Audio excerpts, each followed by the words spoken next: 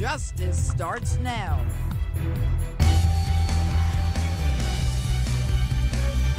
Hello and welcome to Justice. I'm Judge Jeanine Pirro. Thanks for being with us tonight. First up, my opening statement. As President Trump stops the treasonous bleeding and leaking in the White House, yet another stellar left-wing progressive California Democrat has flipped her lid. Take a look at this from California Representative Barbara Lee.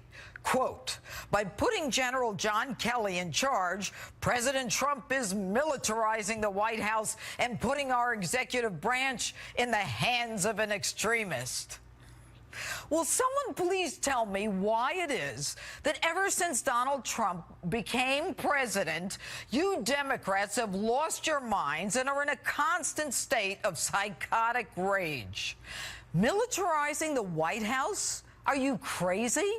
You guys are the ones who openly contemplated blowing up the White House. You leftists are the ones destroying property and attempting to burn down buildings to prevent us from exercising our First Amendment free speech rights. So now, elected Congresswoman Lee, appropriately from Berkeley and a card-carrying member of the Progressive Caucus, has the unmitigated gall to trash the highest-ranking American military officer to lose a child in the post-9/11 war on terror, who's also the recipient of the Distinguished Service Medal, the Defense Superior Service Medal, the Legion of Merit, and countless others during his more than 40 years in the Marine Corps, where he rose to the rank of a 4-star general. You know, Miss Lee, I bet you didn't know that General Kelly's storied career in the military was so respected that he was even appointed by your former leftist Iran-loving leader, Barack Obama, as the head of the U.S. Southern Command. And General Kelly has done such extraordinary work in the short time as head of Homeland Security that there is an actual decrease of almost 70% of illegals crossing our border. So who is this Congresswoman Barbara Lee? A patriotic American? A diligent civil servant working on our behalf? Guess again. She was the only member of Congress, to vote no on the use of military force against terrorists after the September 11th attacks in 2001. The final vote, 420 to 1. She was the one. And her reasoning, quote, it was a blank check to the president to attack anyone involved in the September 11th events anywhere in any country without regard to our nation's long-term foreign policy. She adds, I could not support such a grant of war-making authority to the president. I believe it would put more innocent lives at risk. So, Barbara, what are we supposed to do? Bury our loved ones and turn the other cheek and wait for them to hit us again? And Barbara, your legislative efforts are just as popular as your vote on the Defense Authorization Act. You once actually put up a member of the Communist Party to name a post office after. And in a world and a Congress where the naming of a post office is so easy that it never fails, your recommendation was the only time that the naming of a post office was actually defeated in Congress.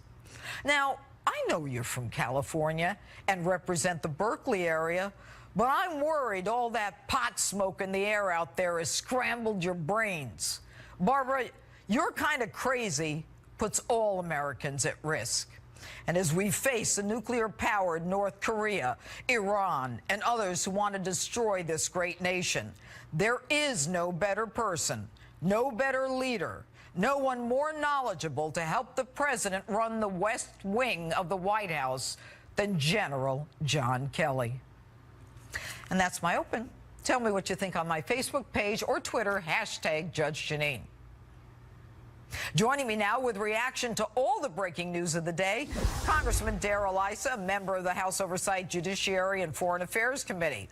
All right, good evening, Congressman. Do you know this woman? I do, Judge. I was one of those people that got to vote no on that postal naming some years ago. You can't make these things up. You really can't, Judge. Well, tell me about her. She's from the Berkeley area? She is, and she reflects the values of that region, or at least one portion of it. Look, the term extreme is bantered around. I think she would know about extreme on the left. What she doesn't know and doesn't realize is that Secretary Kelly, formerly General Kelly, soon to be Chief of Staff Kelly, is one of those unusual people that can rise above partisan politics so superbly that both the left and the right, except for the far extremes, respect him, support him, consider him a superb choice. He was not controversial in his successes as a 2, 3, and 4-star general. He has not been controversial in executing and enforcing the law as it's written during his time as Homeland Secretary. And I'll tell you, when he comes to organize the White House to make it work for the president and for the administration's success, he won't be controversial except by those who want to see the administration fail. And let me ask you this, you know, to put the White House on track, I mean, that suggests that Reince Priebus was the wrong.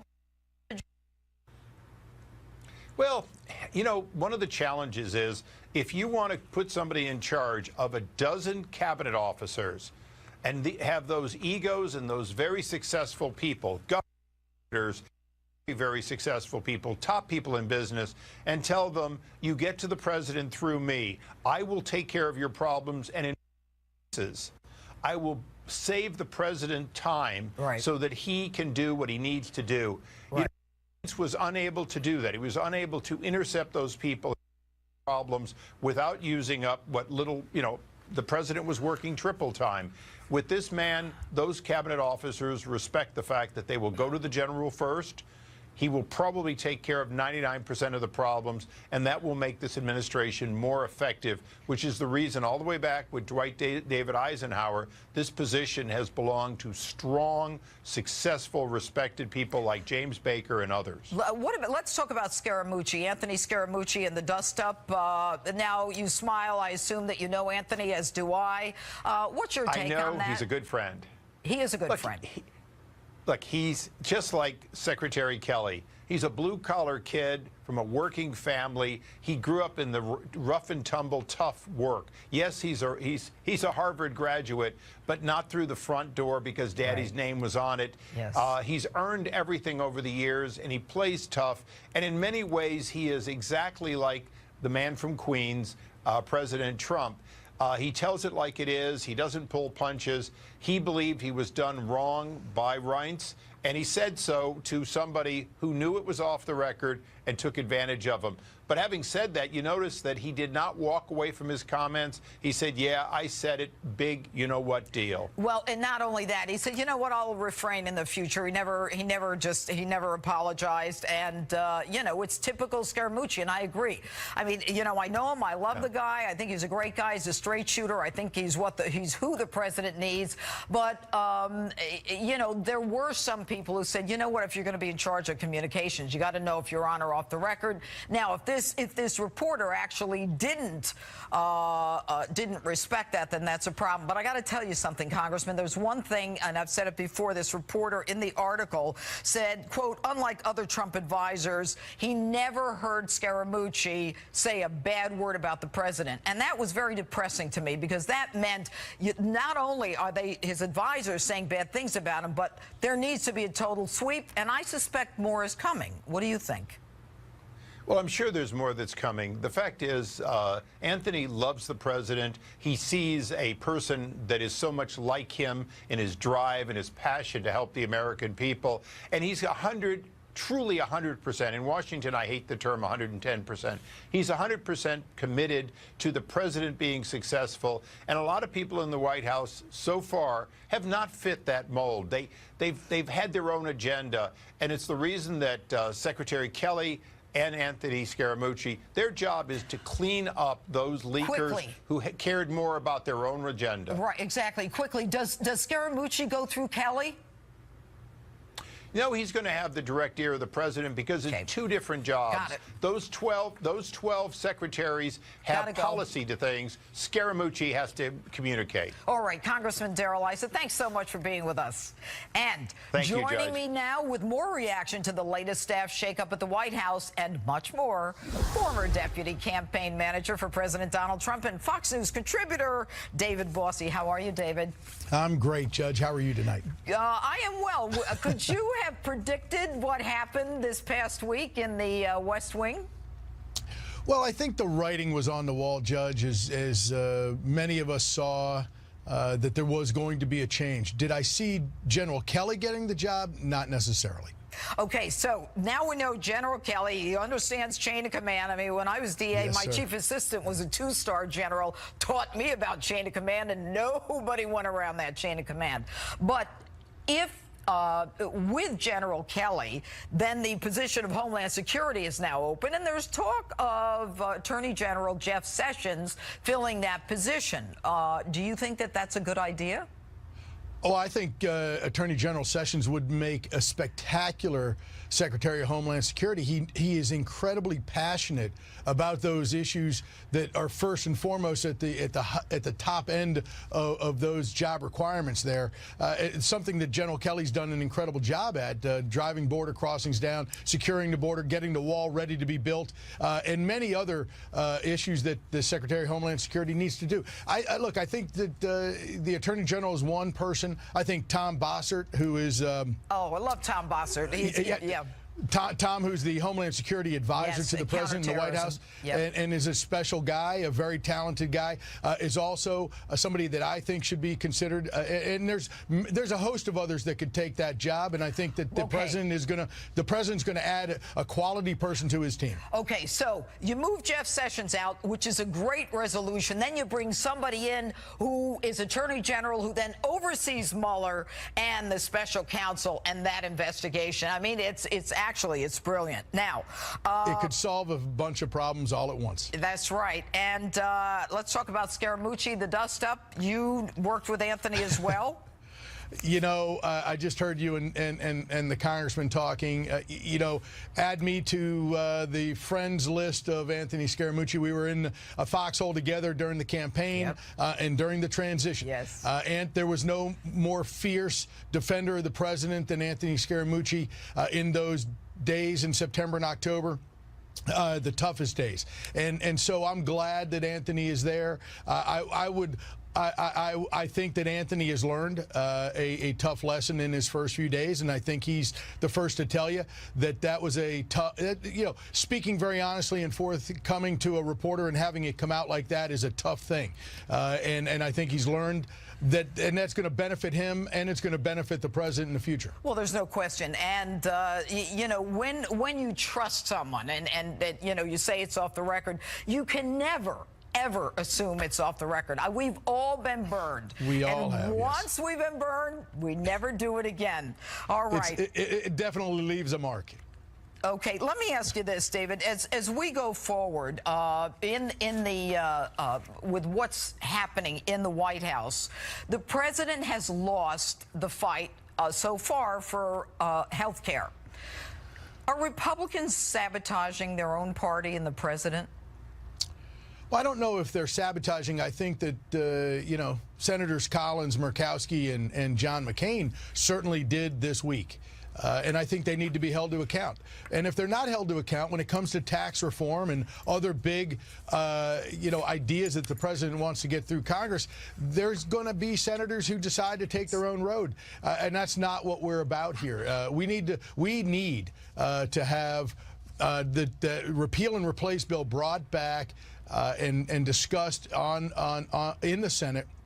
And I think that they're going to do that here very shortly. You know, I was reading that FreedomWorks, the Club for Growth, and For America are calling out Lisa Murkowski, Rob Portman, and Shelley Capito because they betrayed their promise to the American people in 2015, knowing that the president wouldn't sign it, therefore the repeal of Obamacare. Sure. Then when we have a shot at getting it done, and by the way, each one of them campaigned on the repeal of Obamacare. I have to tell you that this the American people should understand, irrespective of where you stand on the issue, when you have Republicans saying one thing out of one side of their mouth, and when they can actually get something passed, say something else, then it's time to take them out. Politically, it really is, and I understand what you mean. Look, these people run campaigns on it, and then they do the exact opposite when they get here to Washington, and it is very frustrating. It is the reason that Donald Trump is president of the United States. The American people are tired of politics as usual. They're tired of the Washington swamp, and they sent Donald Trump here, President Trump, to drain that swamp. And I think that he's trying very hard, and the American people need to understand that these people, the insidious nature of Washington is stopping him at every turn. That's right. The president is working his fingers to the bone every day to try to get their agenda through. Clearly. David Bossie, thanks so much for being with us tonight. Good to see you. Thanks for having me. Tough talk from the president on Long Island. Next, New York Congressman Lee Zeldin was with President Trump as he met with police, and he gives us a first-hand account of what's going on the front lines against the brutal MS-13 gang. And later, we talk about it all the time, but tonight I'll actually take you along some vulnerable parts of the U.S. border with Mexico, both during the day and in the dead of night. See up close just how easy it is for some illegals to literally stroll into this country. It's a Justice exclusive you can't miss. As they police and patrol the area, they can see shadows, they can see individuals coming along the border, irrespective of how black it is.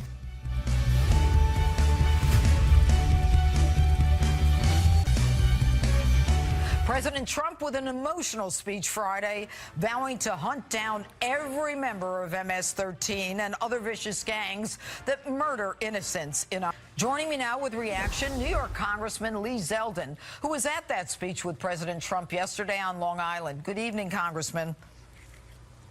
Hi, Jeanine.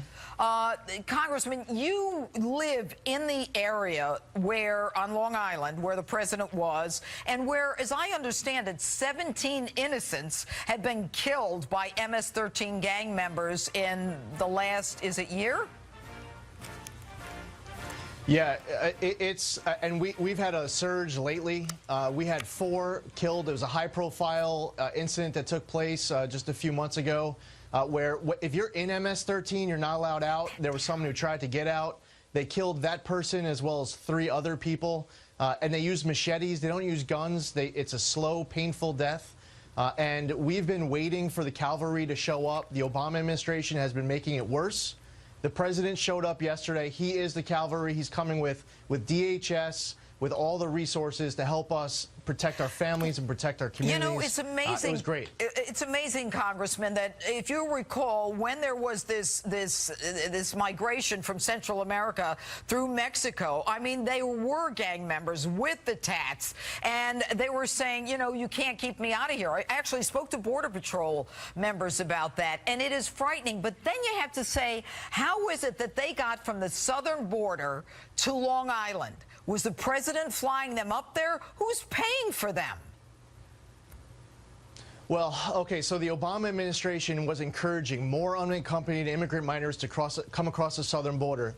You hand over your child, you're a Central American parent, you hand over your child to a coyote. It's a dangerous mission. Before you get to the border, many of them are held at gunpoint and required to smuggle drugs, illegal drugs. Right. That's a whole other issue across our border. They come across our border. They are then sent to these families in Brentwood, Central Islip, Hampton Bays in my district. Based on what? They're supposed to have mandatory court appearances. They never show up. Some of them are with families off of the grid. These kids are completely set up for failure. Some of them are already in El Salvador.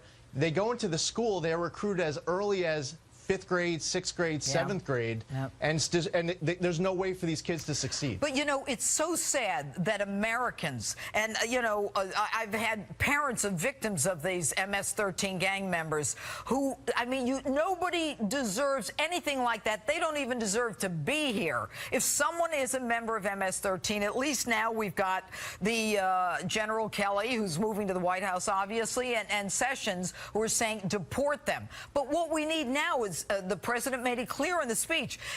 We need more money for ICE agents. We need more money for the border wall. We need more money for immigration judges. I mean, you're a congressperson. Are you ready to give them the funds that we need to get these people out and prevent them from coming back?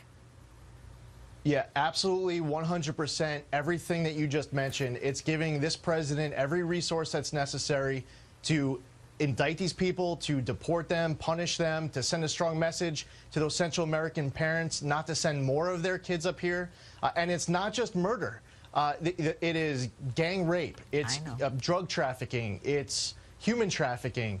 So that list goes on, and we see a total about face from Obama administration creating more of a problem for my constituents, for my community, to this president who cares about Long Island. He's from Long Island, and he's doing everything in his power, all resources that he needs to clean and protect my community, whether it's Brentwood and Central Islip with my colleague, Congressman King, or it's in my district where 2 of those 4 victims I just mentioned were from my district on the east end of Long Island. We want to take our communities back, and we have a president who has our back. Yes, and president, of course, from Queens. Anyway, Congressman Lee Zeldin, thanks so much for what you're doing, for being here tonight. Thank you, Jeanine. Your exclusive look at the Mexico-U.S. border with me and my horse, Matilda, as your tour guides. You won't believe what we're going to show you. That's ahead. And next, the panel weighs in on the White House shakeup. Can General Kelly restore order to the West Wing? The panel's ready to duke it out, as am I, as justice rolls on. For your latest headlines, log on to foxnews.com.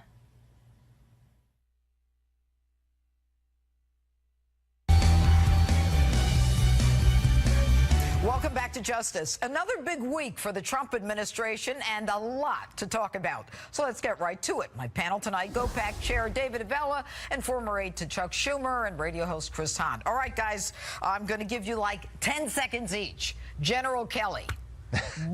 Oh, go ahead, Chris. You laugh first. Go ahead. I think it's a good move. You know, I'll give credit where credit is due. They need somebody to bring order to the White House. A 4-star Marine general sounds like the right thing. The only question is, will the president give him the respect he needs in that job? If he does, it could be a good move. You know, I suspect that that Kelly is smart enough to not take it. Kelly knows what he's getting into. What do you think, David? He's gotten results, and the fact is, Americans like the direction the Trump administration is going, seen this week by a 2.9% economic growth, which President Obama averaged 1.4. Economic growth at 2.9 was only in the horizon to President Obama, all fueled by the fact that consumers are spending money. Consumers spend money when they're in a good mood. So what does that mean? Thumbs up for the Trump administration. Go ahead, Chris. Be careful about taking credit. Be careful about taking credit for the economy this soon in his administration. If things change, he's going to have to take the blame for it too. Go ahead, David. Oh, come on. I mean, if the Obama administration had been at 1.5, they would have been saying, oh, my gosh, look, we're parting the oceans, and we're the reason for this. Chris, go ahead. Dave, it's great. It's great that the economy is doing well. Nobody even knew that this week because of all the turmoil in the White House. The best thing he could have done is put General in there. Here's the issue, Chris. Americans knew it because they're out spending money. They know exactly where the economy is. The left-wing media is the one focused on the so-called chaos. Americans get it. But let me go to this. House Judiciary Republicans are now calling on the Attorney General and for a special counsel to investigate the Obama administration. Loretta Lynch's role in meeting with Clinton on the tarmac, Comey agreeing to mislead the American people, tell them it was a matter and not an investigation, and that beacon of honesty, Hillary Clinton. What do you think, David? Well, this is a Justice Department that did more to elect Democrats than the Democratic National Committee and cover up for their actions, while certainly should be looked at. The reality is the Justice Department should say focus on what Jeff Sessions has had them focus on, which is securing the border, taking care of the most violent criminals that are out there, and giving more tools to law enforcement, state and local. Go ahead, Chris. You know, if they really want to investigate them, they have the House Judiciary Committee. Of course, they don't want to have to sit there with a strong, progressive woman who's going to make them look like the little boys they are. If they really want an investigation, they should grow a pair, and they should do their own investigation from the House, which they tried, I think, 11 different investigations of Hillary Clinton, which wasted millions of dollars. They're looking for someone who has access to a grand jury. And here's the ridiculous part. We've heard about collusion, Russia, okay? No facts, no evidence, nothing.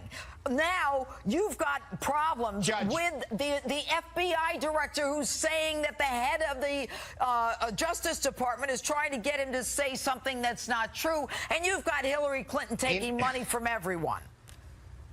Judge, she wordsmithed one word for him. If you want to have a special prosecutor and spend millions of dollars for that, have at it. But she's a private citizen now. She's a private citizen now, Judge, and you know better than anyone, a prosecutor could prosecute. That's why Republicans need to put on their big boy pants and start punishing the Democrats for the crimes they committed while they're getting beat up for They don't have big boy pants. All right, go ahead, David. They don't have big boy pants. That's their problem. David. There's another scandal that is developing, which is Debbie Wasserman Schultz and what her IT department did and what access they may have given to members of Congress and getting information out of them, in addition to the hundreds of thousands of dollars that they had shipped to foreign bank accounts. There's an investigation that law enforcement, and particularly the Justice Department, needs to be looking more and more into. Go ahead, David. Judge, this is the congressional equivalent of "I know you are, but what am I?" Come on, David, you know better than that. What does that mean? I don't know. I know you are, but what am I? They're like getting in. Oh, you're investigating us. We're going to investigate you. That's what that is. No, where there is evidence, you go where the evidence takes you. And what happened with that last administration? Eric Holder lied in front of Congress, was held in contempt. And then you've got Loretta Lynch, who is, as far as I'm concerned, meeting with the husband of a target of an active criminal investigation. Every attorney general knows that you don't do that. And then the corroborating evidence of what she wanted. These people are criminals. About time the Republicans... What? So should Sessions be held in contempt? He lied to Congress during his confirmation hearing. Should he be held in contempt? About something totally different here. Jeff Sessions is an honorable man. We are absolutely not. And he recused himself when most think he didn't have to because he's got integrity. But he lied more than Holder did, and should he be held in contempt? Do you want me to start with Hillary lying about Benghazi, Susan Rice, all of them? David, last word. I got 10 seconds. Well, as I said earlier, the Obama administration's Justice Department did more to cover up and elect Democrats than any administration that's ever happened. Is there a reason for investigation? Certainly. But let's stay focused on the American people's agenda. David Avella, thanks for being with us. And the sheriffs, the Border Patrol, and a lot of drugs. I'm taking you to the Mexico border, and I'm going to give you a first-hand look at what is found on a regular basis. This is a Justice exclusive you cannot miss, and it's next.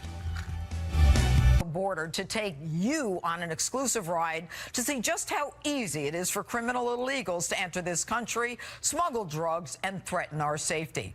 Tonight, you'll see the border through night vision by horseback like you've never seen it before.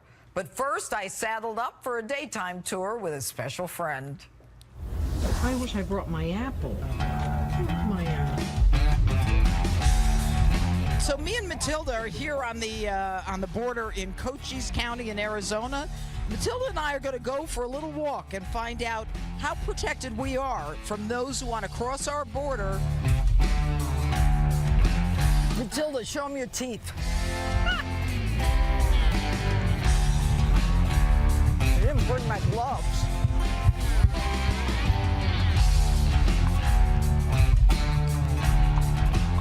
As you can see, we're coming to the end of the 20-foot fence, and going further, there is virtually no fence. There's virtually no fence. So for those people who think that the border is protected by a fence, virtual or otherwise, it's not. People can simply walk across the border from Mexico into the United States.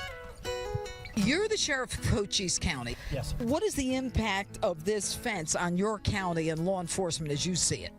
Well, the fence is a deterrent.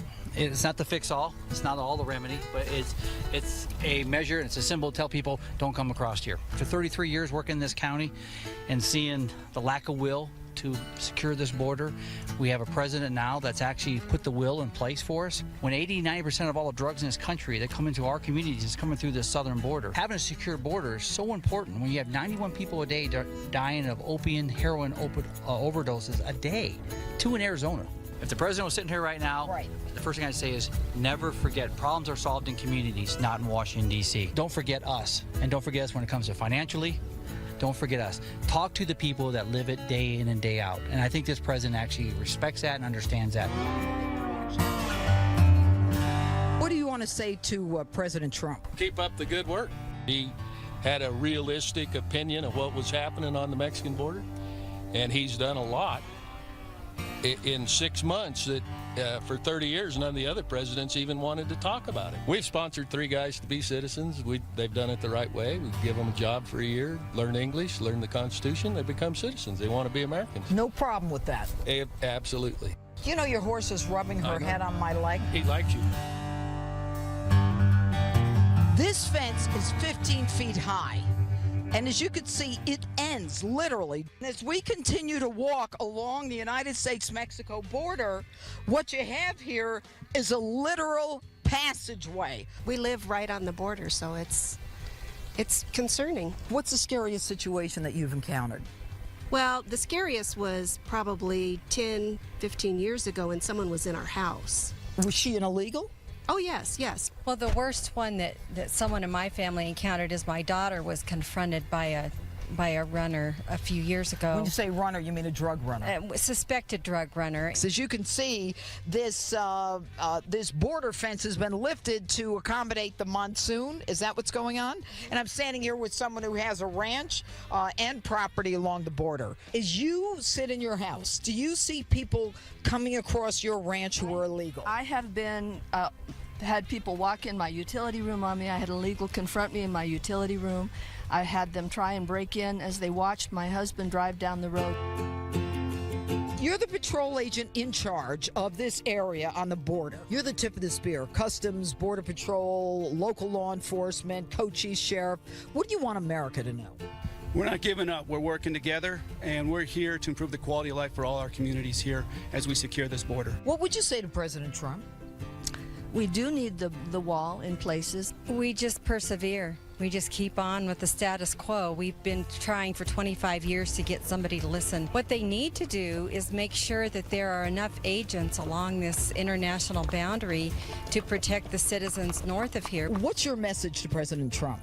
I want him to do what he promised to do, secure the border. I don't try to tell somebody in Manhattan how to maintain the Empire State Building. And I don't think anybody ought to be telling me how to maintain my personal property. And we're only just getting started. Next, I visit the border in the dead of night for a harrowing trip you won't forget. Neither will I. Don't move. Welcome back to Justice and part 2 now of my trip to the Arizona-Mexico international border. This time I headed out at night. My first stop, a first-hand look at over $500,000 worth of drugs seized in one stop. So today, kind of an active day, more than 1,000 pounds of marijuana seized here at the Nogales Border Patrol Station. Yes, ma'am. Earlier today, our agents encountered about 24 backpackers just east of the town of Nogales and resulted in the seizure of a little bit over 1,100 pounds. Is a seizure of over 1,000 pounds of marijuana unusual? No, not unusual. It's definitely a monthly occurrence here. Today, when we seized, 1,100 pounds of marijuana, when they're transporting heroin, it's a kilogram, which is much easier to conceal, and so we see that more in the vehicles, concealed in vehicles. With the opioid epidemic being more serious in the United States, you're seeing hardcore drugs coming across the border? We are. We've seen a significant increase in heroin, for instance. All right, so let's take a look at the drugs and how they come across. Wow. So these are the bundles. As I look at all this marijuana, it's all exactly the same size and the same configuration. And you realize that there's got to be a huge organization behind the growing and the packaging and the transporting of this. Absolutely, it's a criminal network. Oh, Whoa! This is heavy. These guys aren't that big, are they? So they're carrying 48 pounds on their back as they're crossing the desert. Yes. That's not easy. Any back trouble? Any additional Medicaid? To give you an idea of what's going on, a van just pulled in with a whole group of immigrants that they just picked up at the border. They'll be taken inside for processing and then taken through the whole immigration processing system. We're in command and control at C2 at Nogales, and what you see here are all the cameras along the border, and some of them identifying with that red blinking frame activity that needs to be looked at. We've got one camera taking the place of 20 different Border Patrol agents, and the technology is so advanced that we can't even talk about it. As you can see, it's dark. We're on a dusty road. We're going right to the border and to see what activity is going on there. So this is an area that's very common. We'll have illegal aliens jumping the fence in this area. We're coming into a shift change right now, so now will be a time where it's active. In other words, they know when you guys change shifts. Yes, ma'am. Scary, isn't it? It is. So we're just about a mile north of the border. Wow, look at the fabric that, that's apparently evidence of people getting caught in the bushes. Yep. The clothing, anyway. So this used to be an area that you just drive through, vehicles loaded with narcotics. Now with the fences, and this is actually a good road compared to what we used to be driving down. We're about a mile from command and control, and as you can see, it is pitch black here. We're about 100 yards from the border itself.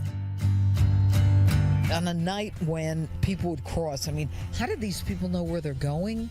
How do they, it's pitch black. There's nothing. So generally they have guides that they're paying to bring them into the United States, and they follow the guides. Is night preferred?